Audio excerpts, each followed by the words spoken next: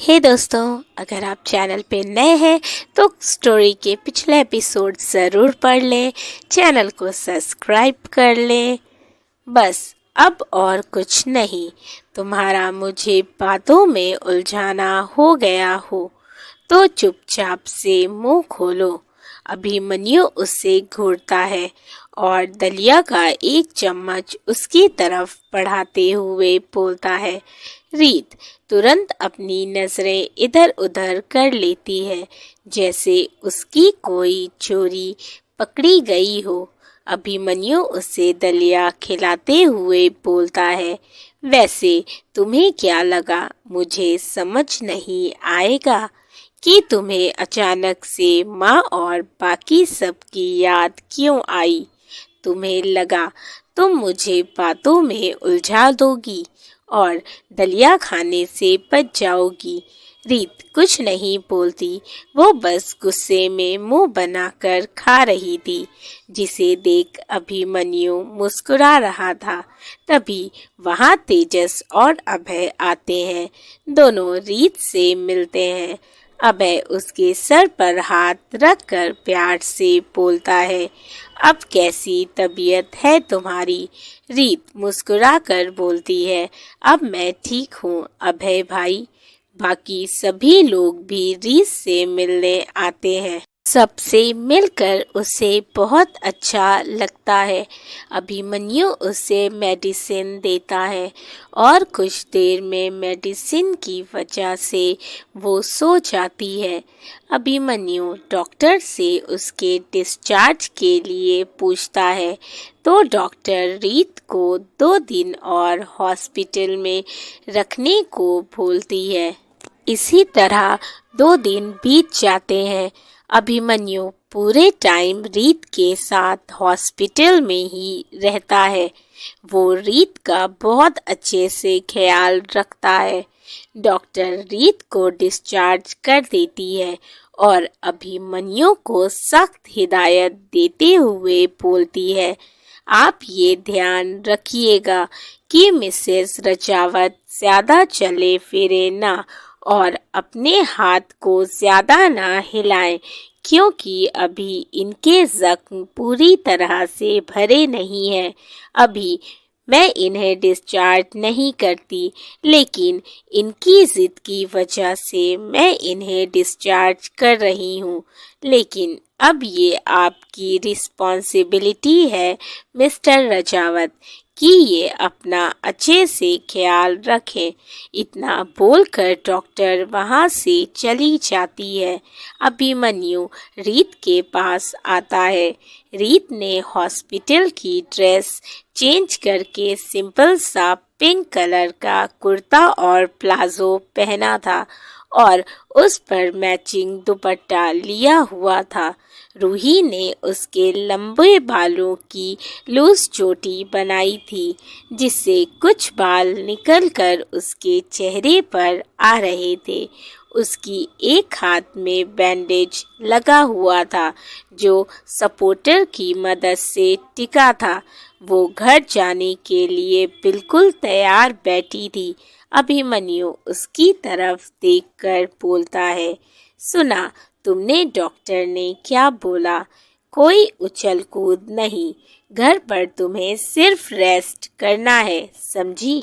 रीत मुंह बनाकर बोलती है, मैं कोई छोटी बच्ची नहीं हूँ जो उछल कूद करूँगी। और आपको तो पता है ना, मुझे हॉस्पिटल में दवा की स्मेल से उल्टी आती है। अभिमन्यु मुझे पता है। इतना बोलकर वो रीत को गोद में उठा लेता है। रीत हैरानी से बोलती है, अभिमन्यु ये आप क्या कर रहे हैं? चोट मेरे हाथ और शोल्डर में लगी है, पैर में नहीं। मैं खुद चल सकती हूँ। अभिमन्यु मुझे पता है तुम खुद चल सकती हो, लेकिन अभी मैं हूँ तो तुम्हें चलने की ज़रूरत नहीं है। बाहर तेजस, अभय, रूही और वैभव उनका वेट कर रहे थे। रीत उनको देखकर बोलती है, अभिमन्यु, प्लीज मुझे नीचे उतार दीजिए, देखिए सब देख रहे हैं। अभिमन्यु उसे घूरते हुए बोलता है, अगर अब तुमने कुछ भी बोला या जरा भी हिली तो मैं तुम्हें सीधे जमीन पर गिरा दूंगा। उसकी बात सुन रीत उसे घूरने लगती है और चुप हो जाती है। अभिमन्यु मुस्कुराने लगता है और उसे गाड़ी के बैक सीट पर आराम से बैठा देता है। सब अपनी अपनी गाड़ी में बैठ जाते हैं और थोड़ी देर में उनकी गाड़ी रायचंद्र पैलेस के पास आकर रुकती है। उनकी गाड़ी रायचंद्र पैलेस के बाहर आकर रुकती है। अभिमन्यु गाड़ी से बाहर आता है और रीत के साइड का दरवाज़ा खोलकर उसे संभाल कर बाहर निकालता है। सभी घर के अंदर आते हैं। रीत घर आकर बहुत खुश थी और उसे देखकर बाकी सब भी बहुत खुश थे। सरला उसकी नज़र उतारती हैं और उसे रूम में जाकर आराम करने को बोलती हैं। अभिमन्यु उसे रूम में लेकर आता है और आहिस्ता से बेड पर बैठाते हुए बोलता है, चलो अब तुम आराम करो, मैं फ्रेश होकर आता हूँ। वो जाने लगता है तो रीत उसका हाथ पकड़कर बोलती है, थोड़ी देर मेरे पास बैठिए प्लीज़, मुझे नींद नहीं आ रही है। अभिमन्यु उसके पास बैठ जाता है और प्यार से उसके बालों में हाथ फेरने लगता है, जिससे थोड़ी देर में रीत सो जाती है। जब अभिमन्यु देखता है कि रीत सो गई है तो वो धीरे से बेड से उतरता है और उसे अच्छे से ब्लैंकेट से कवर करके मुस्कुराते हुए उसके माथे पर किस करता है और फिर फ्रेश होने चला जाता है। रात का वक्त कौशल्या रीत का डिनर उसके रूम में भिजवा देती है। अभिमन्यु उससे डिनर करा रहा था और उसे डिनर कराते हुए आधे घंटे के करीब हो चुके थे। रीत उसे परेशान करने के लिए आराम आराम से खा रही थी, जिससे अभिमन्यु इरिटेट होकर बोलता है, रीत क्या कर रही हो, जल्दी जल्दी खाओ ना, तुम्हें खाते हुए आधा घंटा हो गया है। नीचे डाइनिंग टेबल पर तो तुम ठीक से खाती थी, तो आज क्या हो गया? तुम्हारे कंधों का दर्द निकलकर तुम्हारे दांत में चला गया क्या? जो तुम इतने आराम आराम से खा रही हो। उसे परेशान करके रीत को बहुत मज़ा आ रहा था। वो अपनी हंसी छुपाते हुए मासूम सी शक्ल बनाकर बोलती है, अभी आपको नहीं पता, खाना आराम आराम से और चबा चबा कर खाना चाहिए।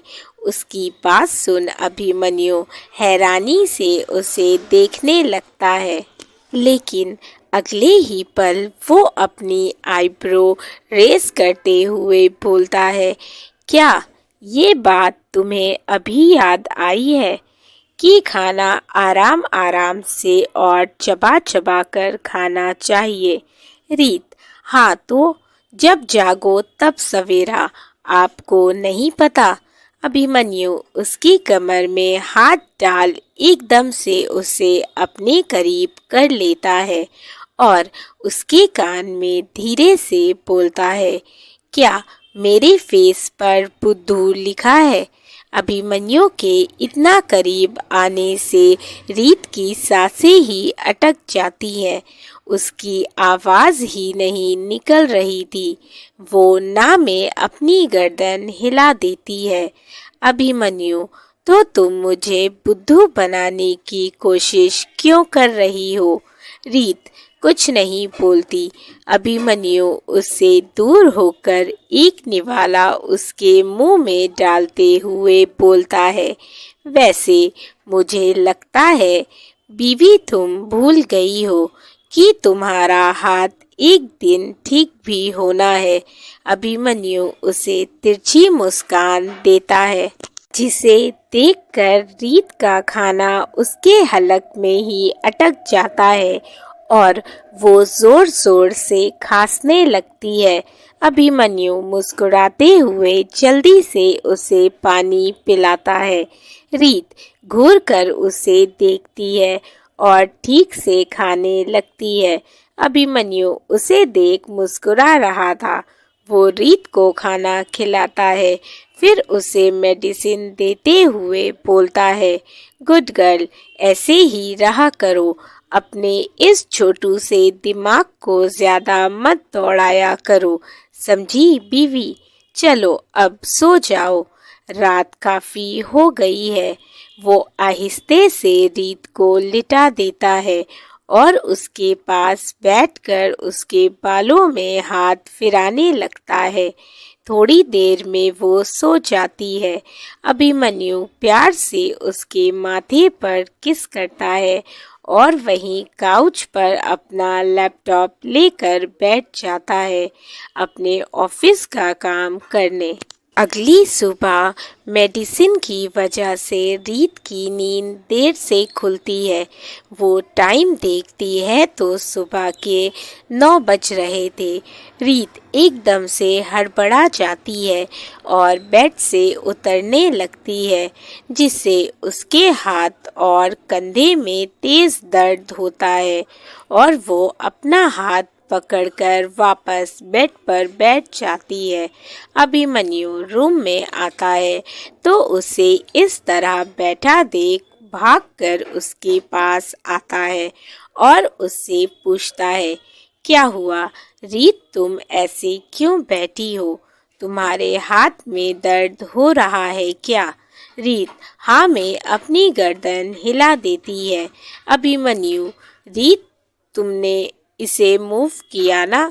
किसने कहा था तुम्हें ऐसे बेड से उतरने को? डॉक्टर ने बोला था ना कि अगर ज़्यादा ज़ोर से हिलाओगी या मूवमेंट करोगी तो दर्द बढ़ जाएगा। लेकिन नहीं, तुम्हें तो बात माननी ही नहीं है। तुम्हें बस अपने मन की करनी है। रीत जोर जोर से रोने लगती है। उसे ऐसे रोता देख अभिमन्यु घबराते हुए बोलता है, क्या हुआ? तुम ऐसे रो क्यों रही हो? देखो, चुप हो जाओ। अगर तुम ऐसे जोर जोर से रोगी तो सारे घर वाले यहाँ आ जाएंगे और सोचेंगे कि मैंने कुछ किया है, तभी तुम रो रही हो। तभी वहाँ कौशल्या आ जाती है और उसे इस तरह रोता देख परेशान होकर पूछती है, रीत, क्या हुआ? आप रो क्यों रही हैं? क्या हो गया, बताइए हमें। आपके हाथ में दर्द हो रहा है या अभिमन्यु ने कुछ किया? बताइए हमें, हम खबर लेते हैं। रीत मासूम सा चेहरा बनाकर बोलती है, माँ, मेरे हाथ में दर्द हो रहा था और उस पर भी अभिमन्यु मुझे डांट रहे हैं। उसकी बात सुन कौशल्या अभिमन्यु को घूरने लगती है। अभिमन्यु के चेहरे की हवाइयाँ ही गायब हो जाती है। वो जल्दी से बोलता है, माँ, मैं बस इसे समझा रहा था कि डॉक्टर ने।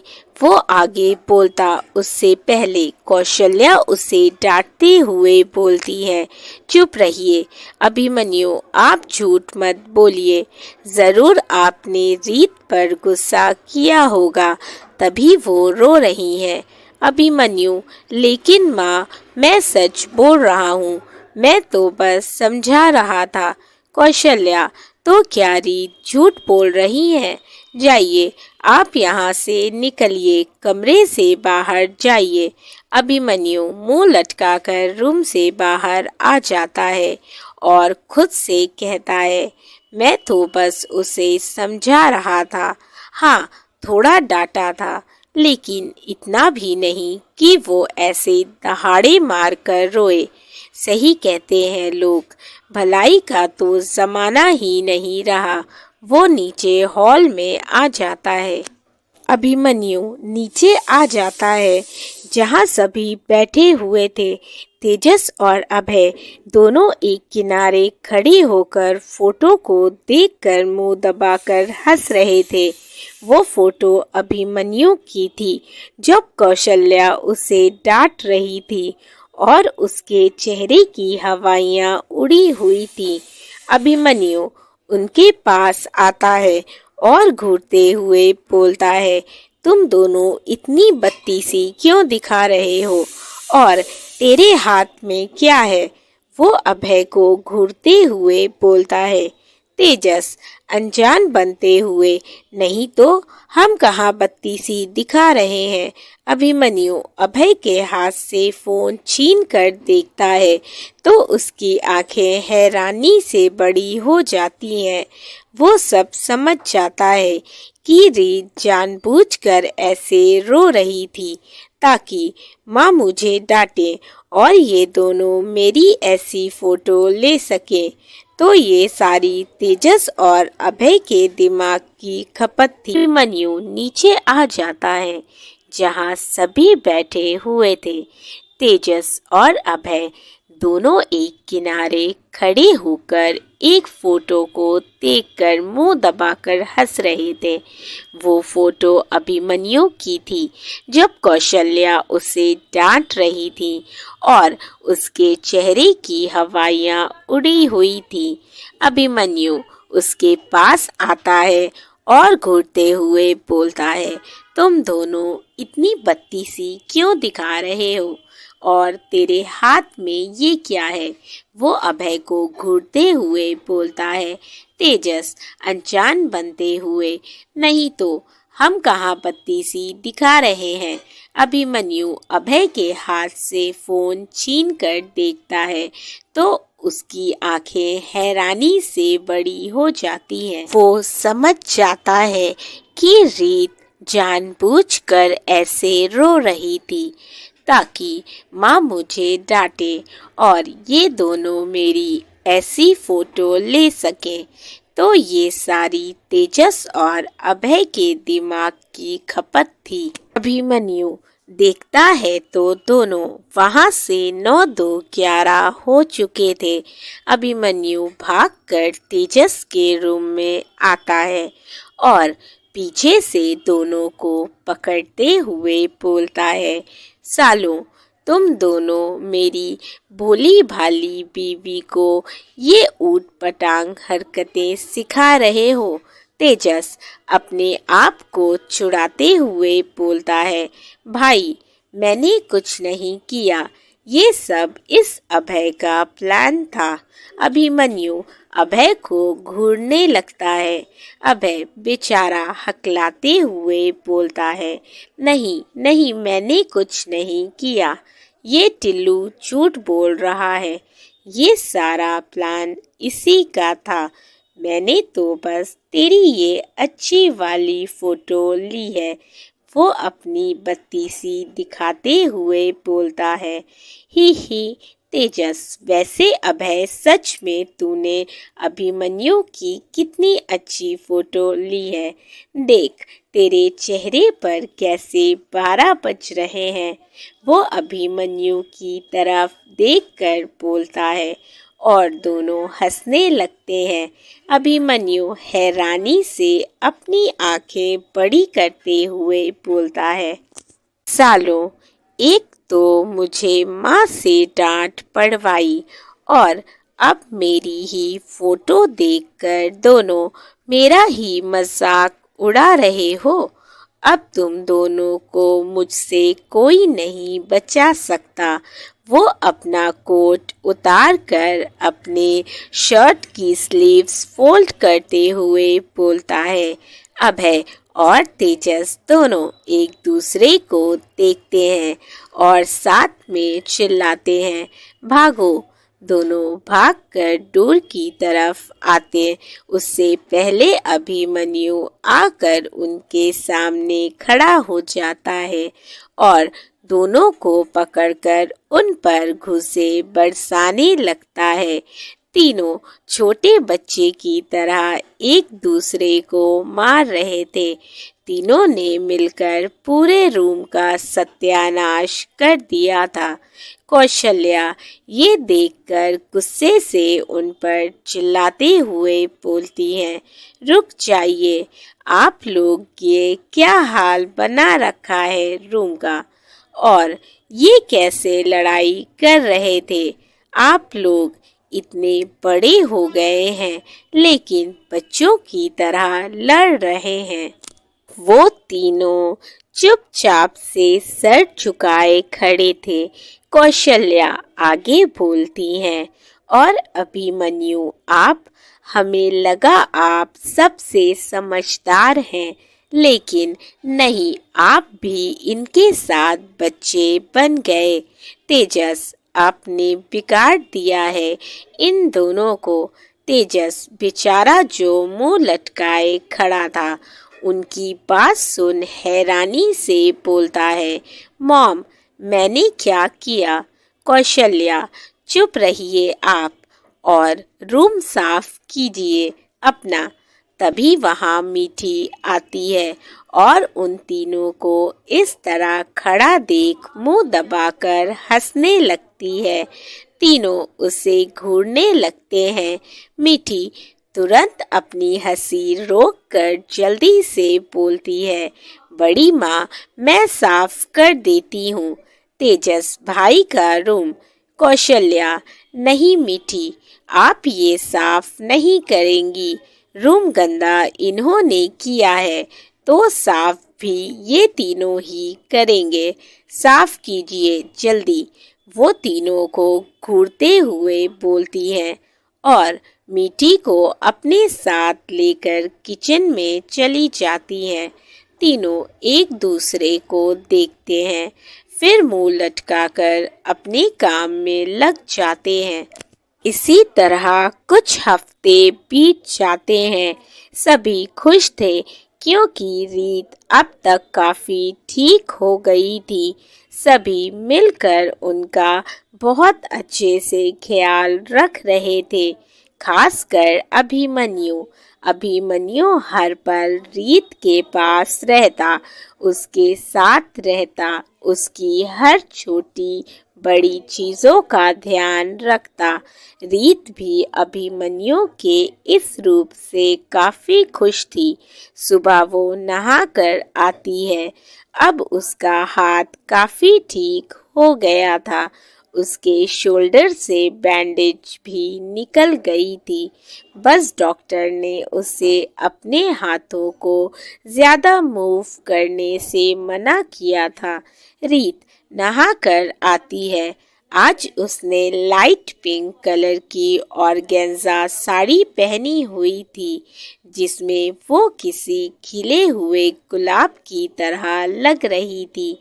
वो अपने बालों से तौलिया निकालकर अपने बाल सुखाने लगती है, लेकिन उसे थोड़ी दिक्कत हो रही थी। उसकी चूड़ियों की आवाज से अभिमन्यु की नींद खुल जाती है। अपने सामने रीत को देखकर उसके होठों पर मुस्कान आ जाती है। अभिमन्यु उठकर उसकी ओर बढ़ जाता है और उसके हाथों से तौलिया लेते हुए बोलता है, लाओ, मैं हेल्प कर देता हूँ। रीत थोड़ा हिचकिचाते हुए बोलती है, नहीं, मैं कर लूँगी। अभिमन्यु, मैंने कहा ना, बैठो, मैं कर देता हूँ। तब रीत बैठ जाती है। अभिमन्यु तौलिए से उसका बाल पोंछता है और हेयर ड्रायर से उसके रेशमी बाल सुखाने लगता है, जो उड़कर उसके चेहरे पर आ रहे थे। अभिमन्यु बड़े प्यार से उसके बाल सुखा रहा था। रीत शीशे से उसके चेहरे के एक्सप्रेशन देख रही थी। उसके दिल दिमाग में बहुत से सवाल चल रहे थे जो वो अभिमन्यु से पूछना चाहती थी, लेकिन उसे समझ नहीं आ रहा था कि वो कैसे पूछे। अभिमन्यु उसके बालों में कंघी करते हुए खुद से कहता है, मुझे पता है रीत, इस वक्त तुम्हारे दिल और दिमाग में बहुत से सवाल चल रहे होंगे जिनका जवाब तुम मुझसे चाहती होगी, लेकिन अभी मैं तुम्हारे किसी भी सवाल का कोई जवाब नहीं दे सकता। रीत, जब तक मैं उस इंसान को पकड़ नहीं लेता जो इन सब के पीछे है। अभिमन्यु अपने ख्यालों से बाहर आता है और उसके बालों को सुखाकर खुला ही छोड़ देता है। रीत जैसे ही उन्हें बांधने के लिए अपना हाथ उठाती है, अभिमन्यु उसे रोकते हुए बोलता है, नहीं, रहने दो, ये जुल्फें खुली ही अच्छी लगती हैं। वो थोड़ा सा सिंदूर लेकर उसकी मांग में सजा देता है और उसकी कमर में हाथ डाल उसे अपने करीब कर हल्के से उसके होठों पर किस करता है और मुस्कुराते हुए अपने कपड़े लेकर फ्रेश होने चला जाता है। रीत थोड़ी हैरान होती है, फिर शीशे में खुद को देखती है तो शर्म से उसके गाल लाल हो गए थे। उसके होठों पर बड़ी सी मुस्कान थी। अपने आप ही उसके हाथ उसके होठों पर चले जाते हैं। आज दर्पण में उसे अपना एक अलग ही रूप दिखाई दे रहा था, जिससे उसके दिल में सुकून सा भर गया था। थोड़ी देर में सभी लोग डाइनिंग टेबल पर ब्रेकफास्ट कर रहे थे। कौशल्या सभी को याद दिलाते हुए बोलती हैं, आप सबको याद है ना, कल वृंदा और अनुराग भाई की एनिवर्सरी है और हम सबको चलना है। उन्होंने खास तौर से हम सबको बुलाया है। सभी मुस्कुराते हुए हाँ में अपनी गर्दन हिला देते हैं। ब्रेकफास्ट करके तेजस और अभिमन्यु अपने ऑफिस के लिए निकल जाते हैं। विवेक भी अपनी एक इम्पोर्टेंट मीटिंग के लिए चले जाते हैं। रीत अपने रूम में आती है तो उसके फ़ोन पर बार बार किसी अननोन नंबर से कॉल आ रही थी। वो पहले थोड़ा सोचती है, फिर कॉल रिसीव करके बोलती है, हेलो, कौन? तो सामने से एक औरत की आवाज़ आती है। वो कुटिलता से बोलती है, अरे इतनी जल्दी भूल गई, वैसे मुझे उम्मीद नहीं थी। रीत थोड़ी हैरानी और गुस्से से बोलती है, आपने मुझे फ़ोन क्यों किया है और आपको मेरा नंबर कहाँ से मिला? वो औरत हंसते हुए बोलती है, अरे अरे, इतना गुस्सा सेहत के लिए अच्छा नहीं, और अभी अभी तो तुम्हारी तबीयत ठीक हुई है और शायद तुमने मुझे अभी तक जाना नहीं है कि मैं कितनी पक्की खिलाड़ी हूँ। रीत गुस्से से बोलती है, क्यों पड़ी है आप मेरे पीछे? क्या बिगाड़ा है मैंने आपका?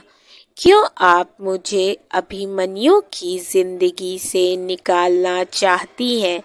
वो औरत फिर हंसते हुए बोलती है, अरे इतने सवाल मिलेंगे तुम्हें, तुम्हारे सारे सवालों के जवाब मिलेंगे, लेकिन अभी नहीं, सही वक्त आने पर, जब तुम आखिरी सांसें ले रही होगी।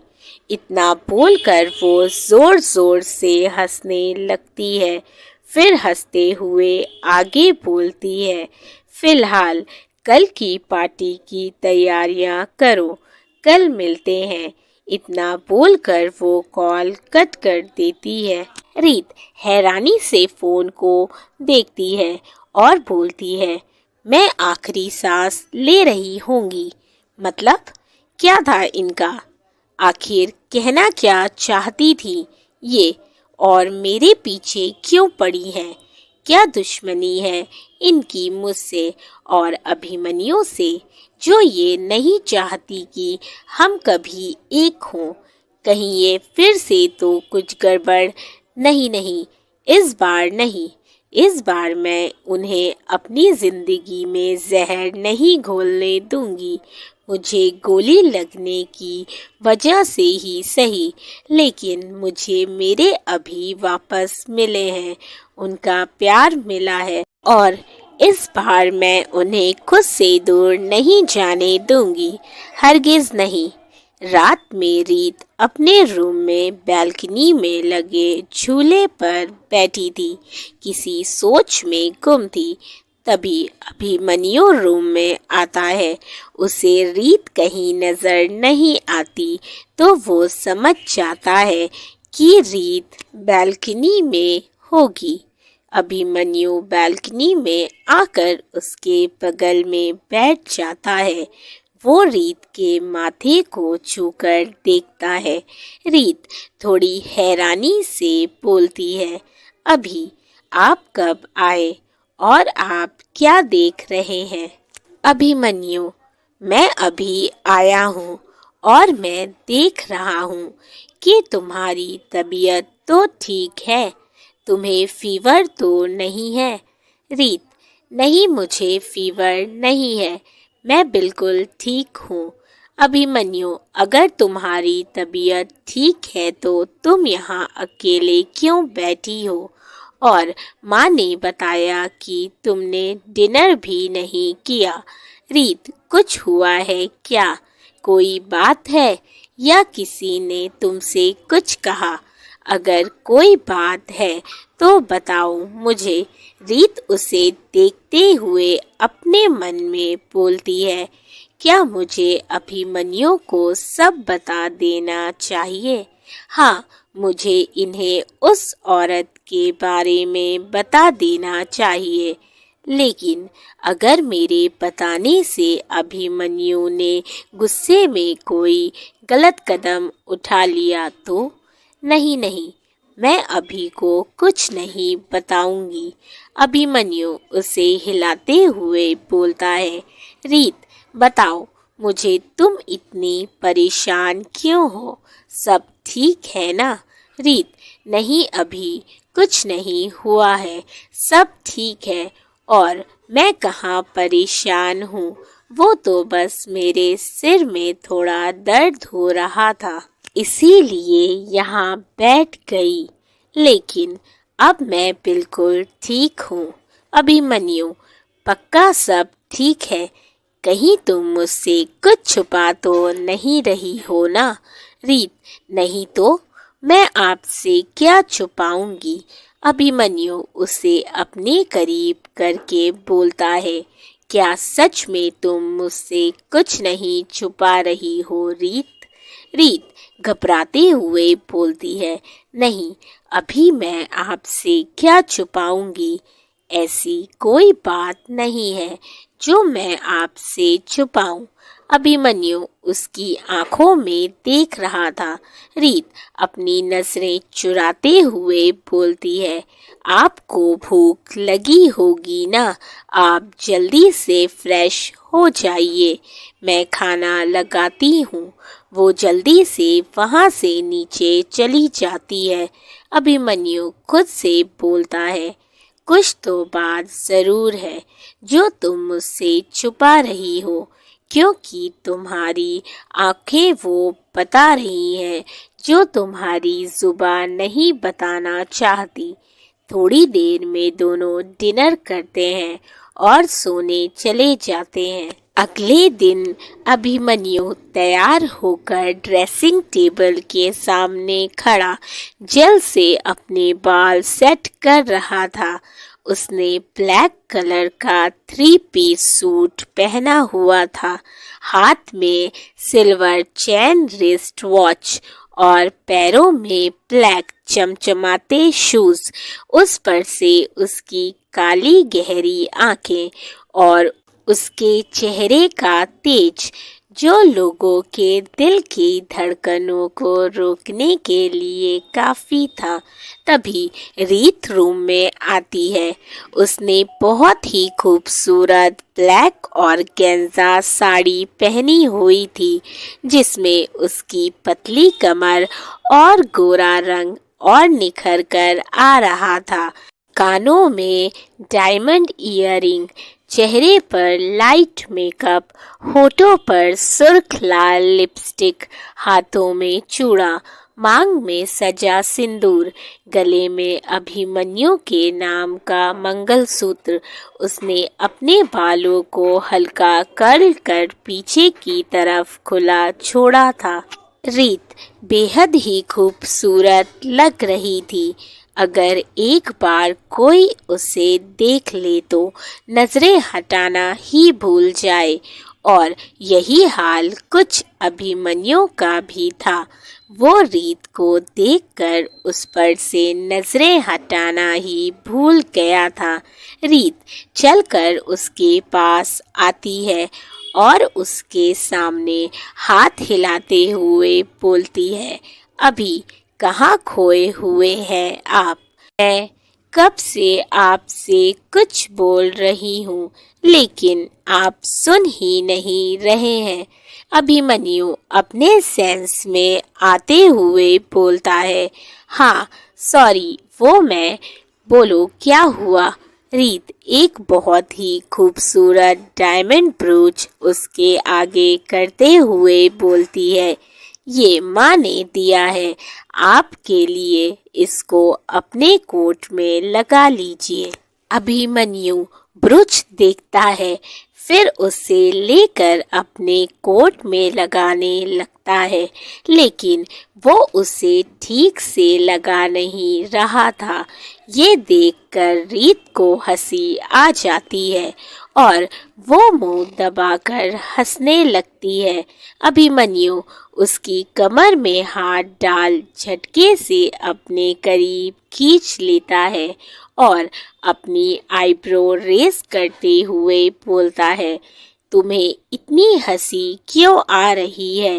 रीत घबराते हुए बोलती है, मैं कहाँ हंस रही थी? अभिमन्यु, अच्छा तो क्या कर रही थी तुम? रीत, वो मैं तो ये बोल रही थी कि लाइए मैं लगा देती हूँ। वो तुरंत उसके हाथों से ब्रूच ले लेती है और अभिमन्यु के कोट में लगाकर बोलती है, लीजिए हो गया। अभिमन्यु उसके कान के पास आकर धीरे से बोलता है, थैंक यू मिसेस रजावत। ये सुनकर रीत एकदम शर्मा जाती है, उसके गाल बिल्कुल रेड हो जाते हैं। अभिमन्यु उसे देखकर मुस्कुराने लगता है और प्यार से उसके माथे को चूमकर उसका हाथ थामते हुए बोलता है, नीचे चले, सभी वेट कर रहे होंगे हमारा। रीत मुस्कुराते हुए हाँ में अपनी गर्दन हिला देती है और दोनों नीचे हॉल में आ जाते हैं। सभी अपनी अपनी गाड़ी में बैठकर शेखावत विला के लिए निकल जाते हैं। कुछ देर में वो पार्टी में पहुंचते हैं। वृंदा और अनुराग उन्हें देखकर बहुत खुश होते हैं और उनका स्वागत करते हैं। सभी उनसे मिलकर उन्हें एनिवर्सरी विश करते हैं। रीत भी उनको विश करती है और बाकी सभी से मिलती है। पार्टी में सभी फेमस और बड़े बड़े अमीर बिजनेसमैन आए हुए थे और इस पार्टी में विशाल सिंघानिया और उनके पिता विक्रम सिंघानिया भी आए हुए थे। अब आप सोच रहे होंगे कि ये विशाल और विक्रम सिंघानिया कौन है? तो आप सबको बता दें कि स्टोरी में इन दोनों का कैरेक्टर पहले भी दिखाया गया है। विशाल सिंघानिया एक बिगड़ा हुआ इंसान है जिसे सिर्फ पैसों और दौलत शोहरत से प्यार है। ये अभिमन्यु का बिजनेस राइवल है।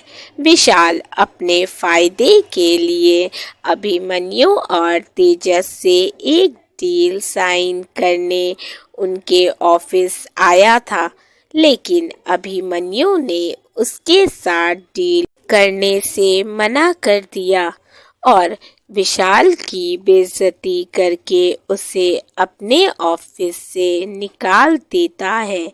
तब से विशाल और विक्रम सिंघानिया अभिमन्यु और तेजस से अपनी बेइज्जती का बदला लेने और अभिमन्यु को बर्बाद करना चाहते हैं। अब आगे ये दोनों क्या करेंगे ये तो आपको स्टोरी में जल्दी ही पता चलेगा। रीत रूही से बात कर रही थी, लेकिन उसे बार बार खुद पर किसी की नज़र महसूस हो रही थी। कोई था जो रीत को देख रहा था। वो इंसान चलकर उसके पास आता है और स्माइल करते हुए बोलता है, हे ब्यूटीफुल गर्ल। रीत उसे देखकर रूही को देखती है। रूही थोड़ा मुंह बनाकर बोलती है, विशाल भाई आप यहाँ? विशाल, क्यों, मैं यहाँ नहीं आ सकता? रूही, नहीं, मेरे कहने का वो मतलब नहीं था। विशाल, इट्स ओके, मैं मजाक कर रहा था। वैसे तुम मुझे इनसे नहीं मिलवाओगी? वो रीत की तरफ देखकर बोलता है। रूही, हाँ ज़रूर। वो रीत की तरफ देखकर बोलती है, भाभी, ये विशाल भाई हैं, मॉम के फ्रेंड, विक्रम अंकल के बेटे विशाल सिंघानिया। और विशाल भाई ये मेरी प्यारी भाभी अभिमन्यु भाई की वाइफ मिसेज रीत अभिमन्यु रजावत है। विशाल हैंडशेक के लिए अपने हाथ आगे बढ़ाता है, लेकिन रीत उसे सिर्फ नमस्ते बोलती है।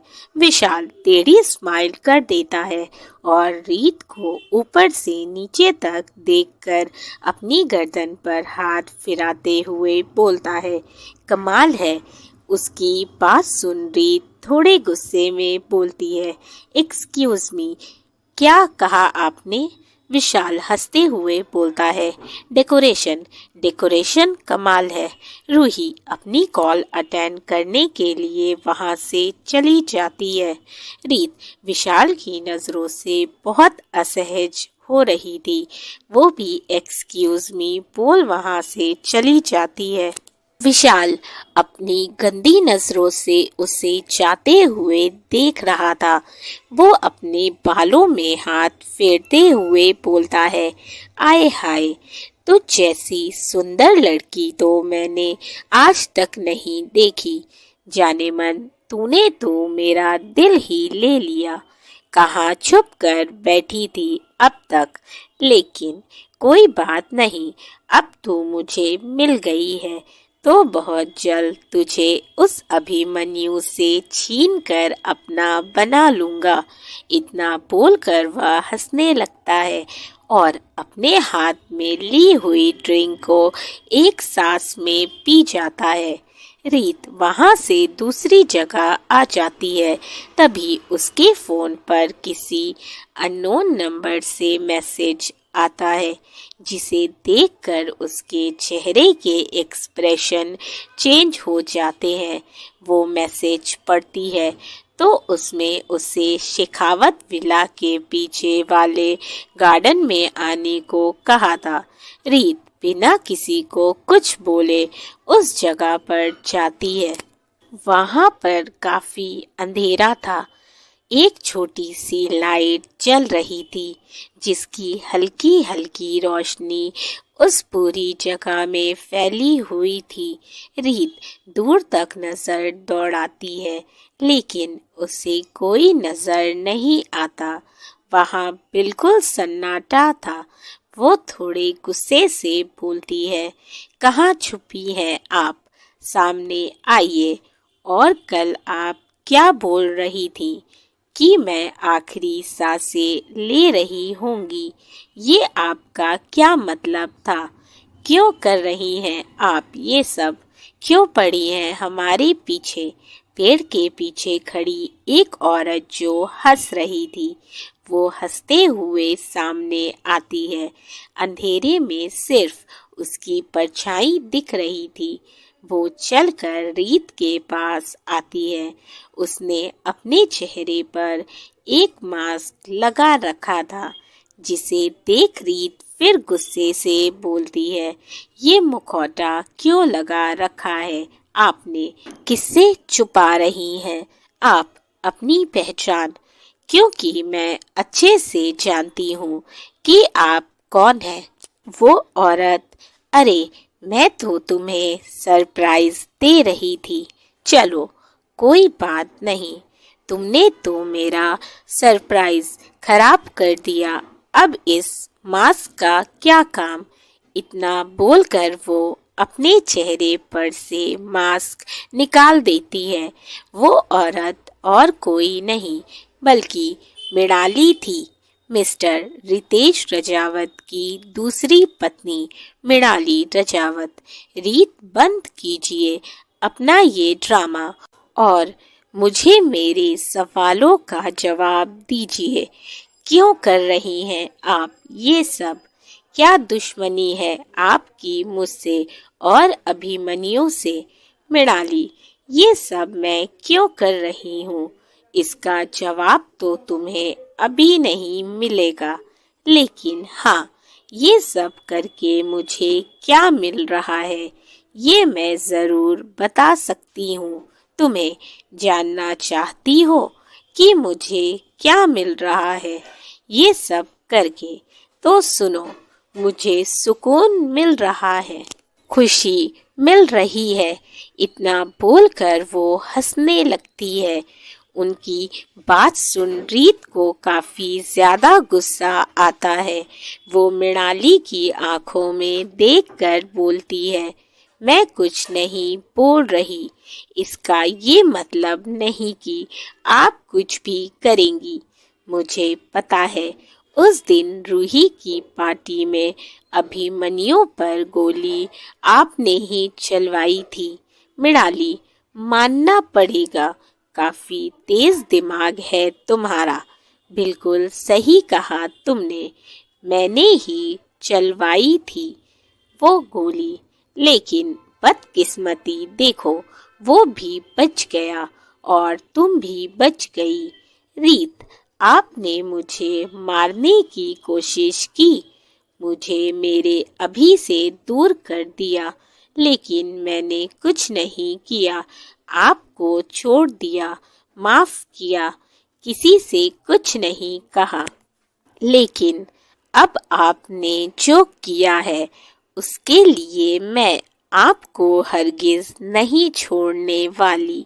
आपने मेरे अभिमन्यु को मारने की कोशिश की है। इस बार मैं आपको आपके किए की सजा जरूर दूंगी। मैं अब अभिमन्यु को और बाकी सभी घर वालों को सब कुछ सच सच बता दूंगी। और अभिमन्यु का गुस्सा तो आप जानती ही है, और वैसे भी अभी आपसे नफरत करते हैं। आपने उनकी मॉम की जगह ली है, उन्हें उनके डैड से, उनके घर से दूर किया है, जहां उनकी मॉम की यादें बसती हैं। उन्हें अब सच पता चलेगा तो वो आपका क्या हाल करेंगे, ये आप सोच भी नहीं सकती। समझी आप? अभी भी वक्त है, संभल जाइए। मृणाली गुस्से से बोलती है, अच्छा तो अब तू मुझे धमकी दे रही है। रीत, ये आपके ऊपर है कि आप इसे धमकी समझती हैं या सलाह। मैं बस इतना कह रही हूँ कि अभी भी वक्त है, संभल जाइए। ऐसा ना हो कि आगे आपको संभलने का मौका ना मिले। मृणाली, लगता है तू भूल गई, 2 साल पहले मैंने तेरी दोस्त का क्या हाल किया था। क्या नाम था उसका? हाँ, पूर्वी। कैसे वो जिंदगी और मौत के बीच लड़ रही थी। उस बार तो वो जिंदा बच गई थी, लेकिन हो सकता है इस बार ना बचे। रीत की आंखों से आंसू बहकर उसके गाल पर आ जाते हैं। मृणाली, तो कुछ भी करने से पहले अच्छे से सोच लेना। इतना बोलकर वो मुस्कुरा देती है। रीत, आप ऐसा कुछ भी नहीं करेंगी, समझी आप? पूर्वी कहाँ है? अगर उसे एक खरोच भी आई ना तो मुझसे बुरा कोई नहीं होगा। मृणाली, अभी तो वो वही है जहाँ तू उसे छोड़कर आई थी, अपने घर। लेकिन अगर तूने मुंह खोला तो उसे वहां से यहाँ लाने में ज्यादा वक्त नहीं लगेगा। रीत, कैसी इंसान है आप? किसी की जान को कैसे खतरे में डाल सकती हैं? आपकी दुश्मनी मुझसे है तो आप मुझसे निभाइए, किसी और को बीच में मत लेकर आइए। सोचिए, जब आपका सच रूही और वैभव के सामने आएगा तो उन्हें कैसा लगेगा कि उनकी मॉम कैसी इंसान है। रितेश अंकल को कैसा लगेगा कि उन्होंने आपसे शादी की। मृणाली, मुझे तेरा ज्ञान नहीं चाहिए, समझी? कुछ भी करने से पहले अपनी दोस्त, फैमिली और अपने प्यार अभिमन्यु के बारे में जरूर सोचना। इतना बोलकर वो हंसते हुए वहां से चली जाती है। रीत अपने आंसू पोंछती है और खुद से कहती है, नहीं मिसेज मृणाली रजावत, इस बार नहीं। इस बार मैं अपनी और अपने अपनों की जिंदगी खराब नहीं होने दूंगी। मैं पूर्वी को कुछ नहीं होने दूंगी। मुझे पूर्वी से मिलना होगा और उसे सुरक्षित अपने साथ लेकर आना होगा। अब पूर्वी ही मुझे बता सकती है कि मैं क्या करूं, सबको सच कैसे बताऊं। वो अपने आंसू पोंछकर खुद को नॉर्मल करती है और वापस अंदर आ जाती है। अभिमन्यु उसके पास आकर उससे बोलता है, रीत कहाँ थी तुम? और तुम्हारी तबीयत ठीक है ना? तुम्हारी आंखें इतनी लाल क्यों हैं? रीत, हाँ मैं ठीक हूँ, वो मेरी आंखों में कुछ चला गया था, इसीलिए थोड़ी रेड हो गई है। अभिमन्यु समझ जाता है कि वो झूठ बोल रही है, लेकिन उनके आसपास काफी गेस्ट थे, इसीलिए उस समय वो उससे कुछ भी पूछना ठीक नहीं समझता और उसके गाल पर हाथ रखकर बोलता है, ठीक है, लेकिन मेरी आंखों के सामने ही रहा करो। तुम आसपास नहीं होती हो तो दिल बेचैन हो जाता है। रीत मुस्कुराकर हाँ में अपनी गर्दन हिला देती है। अभिमन्यु उसे अपने कुछ बिजनेस पार्टनर्स से मिलवाता है। पार्टी बहुत ही अच्छी चल रही थी। वृंदा और अनुराग अपना एनिवर्सरी केक काटते हैं। सभी गेस्ट उन्हें विश करते हैं और गिफ्ट्स भी देते हैं। थोड़ी देर में म्यूजिक स्टार्ट हो जाती है। कुछ गेस्ट म्यूजिक एंजॉय कर रहे थे तो कुछ उसकी धुन पर डांस कर रहे थे। रीत, वृंदा, कौशल्या, सरला, तेजस, अभय, रूही और बाकी सबके साथ खड़ी म्यूजिक एंजॉय कर रही थी। तभी सॉन्ग चेंज होता है और एक रोमांटिक सा सॉन्ग प्ले होता है। वैभव और तेजस दोनों अभिमन्यु को पकड़कर ले आते हैं।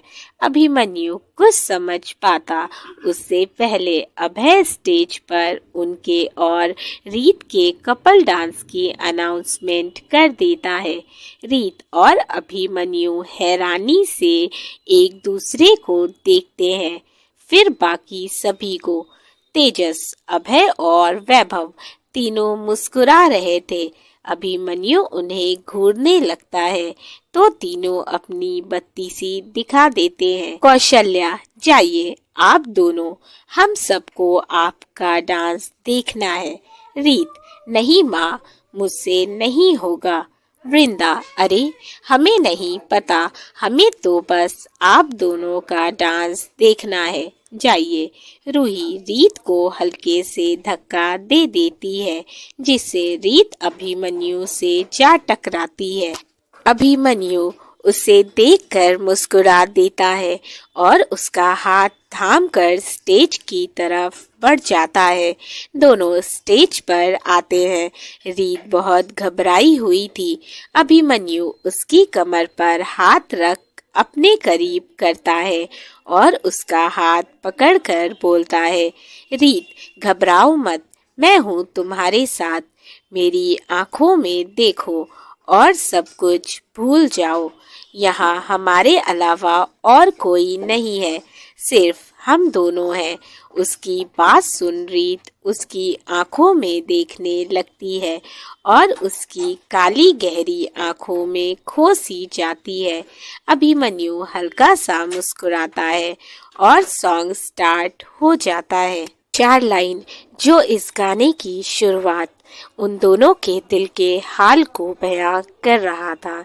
दिल ने मेरे दिल से कहा, इश्क तो है वही, वही जो है बेइंतहा। तूने कभी जाना ही नहीं, मैं हमेशा से तेरा तेरा ही रहा। अभिमन्यु के आंखों में ये 4 लाइनें जो उसके प्यार को बयां कर रही थी कि जब तक जियूं मैं जियूं साथ तेरे, कि जब तक जियूं मैं जियूं साथ तेरे, फिर चांद बन जाऊं तेरी गली का। अभिमन्यु रीत का हाथ पकड़कर उसे गोल गोल घुमाता है। मैं जिस दिन भुला दूं तेरा प्यार दिल से, वो दिन आखिरी हो मेरी जिंदगी का। न ठहरेगा कोई आँखों में मेरी, न ठहरेगा कोई आँखों में मेरी। हो ना सकूंगा मैं और किसी का, मैं जिस दिन भुला दूं तेरा प्यार दिल से, वो दिन आखिरी हो मेरी जिंदगी का। मैं वो ख्वाब हूँ जो किसी ने न देखा, वो किस्सा हूँ मैं जो तेरे बिन था अधूरा। कोई चीज चलती नहीं है कसम से, मेरे हाथ में तेरे हाथों से ज्यादा।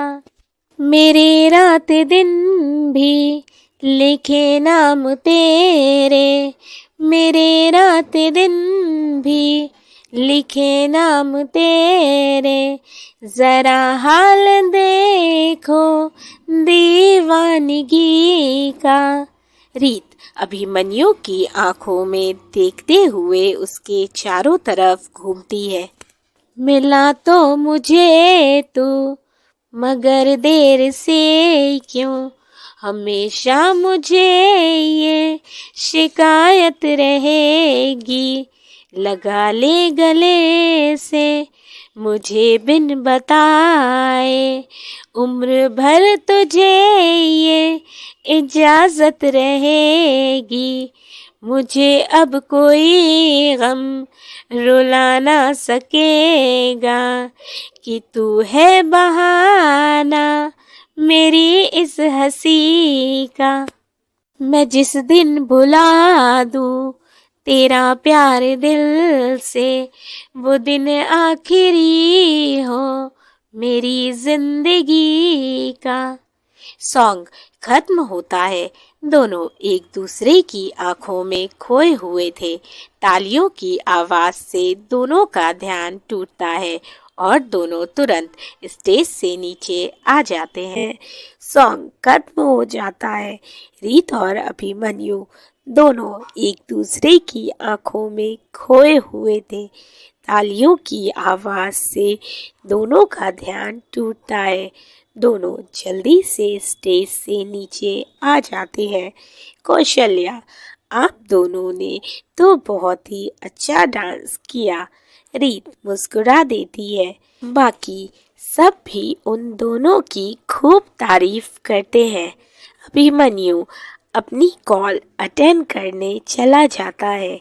रीत रूही, वृंदा और कौशल्या के साथ खड़ी बाकी कपल्स के डांस एंजॉय कर रही थी।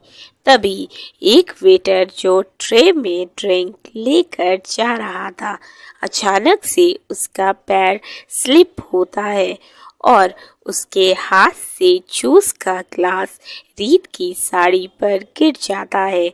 ये देखकर वेटर एकदम घबरा जाता है और डरते हुए बोलता है, मैंने ये जानबूझकर नहीं किया मैम, गलती से गिर गया। प्लीज़ मुझे माफ़ कर दीजिए। I am sorry ma'am, please मुझे माफ़ कर दीजिए। वृंदा थोड़े गुस्से से बोलती है, आपको ध्यान देना चाहिए था ना, ऐसे काम करेंगे आप। Waiter, sorry ma'am, I am really sorry. रीत, कोई बात नहीं, आप जाइए, मैं साफ कर लूँगी। फिर वो वेटर वहाँ से चला जाता है। कौशल्या, रीत जाइए, पहले आप इसे साफ कर लीजिए, नहीं तो दाग रह जाएगा। रीत, जी माँ। Aunty, washroom. वो वृंदा की तरफ देखकर बोलती है। वृंदा, हाँ, ऊपर लेफ्ट से सेकेंड रूम। रूही, भाभी मैं चलूं हेल्प के लिए? रीत, नहीं रूही, तुम पार्टी एंजॉय करो, मैं बस अभी साफ करके आती हूँ। वो ऊपर चली जाती है।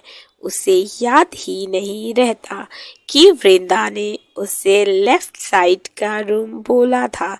वो राइट साइड के रूम में चली जाती है। रूम में बिल्कुल अंधेरा था। रीत खुद से कहती है, ये रूम में इतना अंधेरा क्यों है? वो स्विच बोर्ड ढूंढकर लाइट ऑन करती है। रीत जैसे ही लाइट ऑन करके रूम में अपनी नज़र घुमाती है, उसकी आंखें हैरानी से बड़ी हो जाती हैं। वो रूम में चारों तरफ घूम कर देखती है। रूम के हर तरफ दीवार पर ढेर सारी फोटो फ्रेम लगे हुए थे, जिसमें एक लड़की थी, कहीं अकेली तो कहीं अपने परिवार के साथ। रीत दीवार के बीचों बीच लगी एक बड़ी सी फोटो पर हाथ फेरते हुए बोलती है, माँ, ये सारी फोटोज तो माँ की है। दरअसल उन सारी फोटोज में जो लड़की थी वो कोई और नहीं, रीत की माँ थी, जो शेखावत फैमिली के साथ थी। रीत का गला भर आता है। उसकी आंखों से आंसू गिरने लगते हैं। उसकी आंखों के सामने कुछ धुंधली सी यादें चलने लगती हैं। अचानक से रीत को चक्कर आता है और वो गिरकर बेहोश हो जाती है।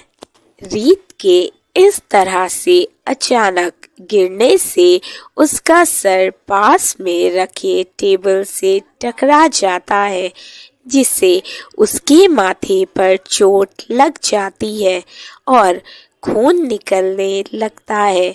नीचे पार्टी में अभिमन्यु काफी देर से रीत को ढूंढ रहा था। वो उसे कॉल करता है पर रीत कॉल रिसीव नहीं कर रही थी।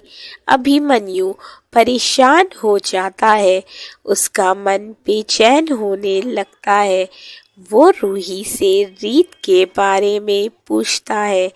तब रूही उसे बताती है कि भाभी की साड़ी पर जूस गिर गया था और उसी को साफ करने वो ऊपर गई है, लेकिन उन्हें गए तो काफी टाइम हो गया। अब तक तो भाभी को आ जाना चाहिए था। अभिमन्यु का दिल बैठने लगता है। वो बिना वक्त गवाए भाग कर जाता है और सभी रूम चेक करता है, लेकिन उसमें से किसी में भी रीत नहीं थी। तभी अभिमन्यु की नज़र उस खुले रूम पर जाती है जिसमें रीत गई थी। वो भागकर अंदर जाता है। रीत को इस तरह जमीन पर गिरा देख अभिमन्यु का दिल धक से हो जाता है। अभिमन्यु जोर से रीत का नाम पुकारता है और भागकर उसके पास जाता है। अभिमन्यु रीत का सिर अपनी गोद में रखकर उसे होश में लाने की कोशिश करने लगता है। बाकी सब भी ऊपर रूम में आ जाते हैं। ब्रिजेश हैरानी से बोलते हैं, रीत इस रूम में क्या कर रही है? ये रूम तो हमेशा लॉक रहता है। किसने खोला इस रूम को? वृंदा, बाबा, मैंने सर्वेंट को रूम की सफाई करने को बोला था। लगता है वो शायद बंद करना भूल गया।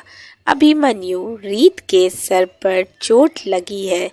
आप जल्दी इन्हें हॉस्पिटल ले जाइए। तेजस, हाँ अभिमन्यु, मैं गाड़ी निकालता हूँ। तू जल्दी पीछे के रास्ते से रीत को लेकर आ, क्योंकि आगे गेस्ट और मीडिया वाले हैं। वो देखेंगे तो ब्रेकिंग न्यूज़ बनाकर छाप डालेंगे। अभिमन्यु हाँ में अपनी गर्दन हिलाता है और तुरंत रीत को गोद में उठाकर बाहर लाता है। अभिमन्यु बाकी सबको पार्टी में ही रहने को बोलता है और तेजस के साथ हॉस्पिटल के लिए निकल जाता है। कुछ देर में वो लोग हॉस्पिटल में थे। डॉक्टर बाहर आते हैं। अभिमन्यु, डॉक्टर क्या हुआ मेरी वाइफ को? वो बेहोश कैसे हो गई? डॉक्टर, देखिए उन्हें पैनिक अटैक आया था। अभिमन्यु और तेजस दोनों चौंक कर बोलते हैं, क्या? डॉक्टर, जी हाँ, उन्होंने शायद कुछ ऐसा देखा या उन्हें कुछ ऐसा याद आया जिससे उनके दिमाग पर असर हुआ और वो पैनिक होकर बेहोश हो गई। बट डोंट वरी, मैंने उन्हें इंजेक्शन दे दिया है। अब वो ठीक है। कुछ देर में उन्हें होश आ जाएगा, फिर आप उन्हें घर ले जा सकते हैं। इतना बोलकर वो वहाँ से चले जाते हैं। तेजस घर पर कॉल करके सबको रीत के ठीक होने की खबर दे देता है। कुछ देर में रीत को होश आ जाता है। अभिमन्यु उसे बैठने में हेल्प करता है। चोट लगने की वजह से उसके सिर में दर्द हो रहा था। अभिमन्यु उसके चेहरे को अपने हाथों में भरकर बोलता है, रीत अब कैसा लग रहा है? तुम ठीक हो ना? रीत अभिमन्यु के गले लग जाती है। उसके इस तरह गले लगने से अभिमन्यु तुरंत समझ जाता है कि कुछ हुआ है। वो उसे टाइटली हग कर लेता है और प्यार से उसके बाल सहलाते हुए बोलता है, रीत, तुम ठीक हो ना? रीत, मुझे घर जाना है। अभिमन्यु, ठीक है, हम घर चलते हैं। तुम रुको, मैं बस अभी आता हूँ, फिर हम घर चलेंगे। ठीक है। रीत हाँ में अपनी गर्दन हिला देती है। अभिमन्यु उसके माथे पर किस करता है और बाहर आ जाता है। कुछ देर बाद अभिमन्यु रीत को बाहर लेकर आता है और आराम से गाड़ी में बैठा देता है। रीत बहुत शांत थी। ये बात अभिमन्यु और तेजस दोनों नोटिस कर रहे थे, लेकिन उस समय कुछ भी पूछना ठीक नहीं समझते। कुछ देर में वो लोग घर पहुंच जाते हैं। अभिमन्यु देखता है तो रीत गहरी नींद में जा चुकी थी। अभिमन्यु आहिस्ते से उसे गोद में उठाता है और घर के अंदर लेकर आता है। सभी लोग हॉल में ही थे। अभिमन्यु रीत को रूम में लेकर आता है और आराम से बेड पर लिटाकर अच्छे से ब्लैंकेट से कवर कर देता है। फिर उसके माथे पर हल्के से किस करता है और नीचे हॉल में चला जाता है। तेजस ने सबको बता दिया था जो भी डॉक्टर ने कहा था।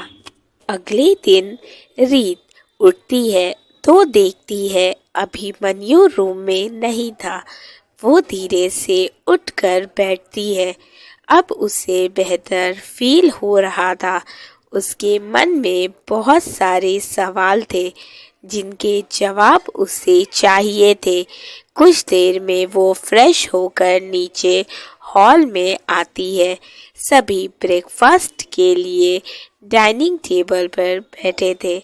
रीत सीढ़ियों से नीचे आते हुए बोलती है, आप सब में से किसी ने मुझे जगाया क्यों नहीं?